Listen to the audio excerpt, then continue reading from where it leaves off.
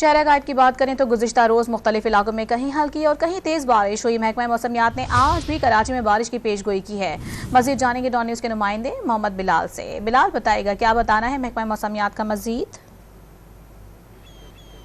जी बिल्कुल, देखिए कराची का जो मौसम है वो इंतहाई खुशगवार दिखाई दे रहा है। गुज़श्ता रात कराची के मुख्तलिफ इलाकों में कहीं तेज़ और कहीं हल्की बारिश देखने को मिली थी, जिसके बाद जो मौसम है वो इंतहाई खूबसूरत जो है दिखाई दे रहा है। मैं इस वक्त फ्रियर हॉल के मकाम पर मौजूद हूँ और फ्रियर हॉल के मकाम पर कराची के बासी भी मौजूद हैं।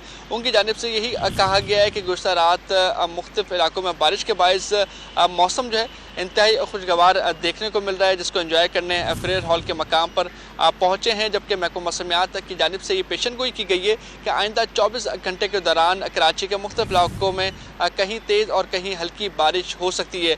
मैं इस वक्त फ्रियर हॉल के मकाम पर मौजूद हूँ। यहाँ पर हमारी शहरियों से ये बात हुई, उनकी जानिब से यही कहा गया है कि कराची के मौसम का कुछ नहीं पता होता कि कराची का मौसम कब तब्दील होगा, लेकिन गुज़श्ता रात बारिश के बायस अब जो मौसम है वो इंतहाई खुशगवार दिखाई दे रहा है।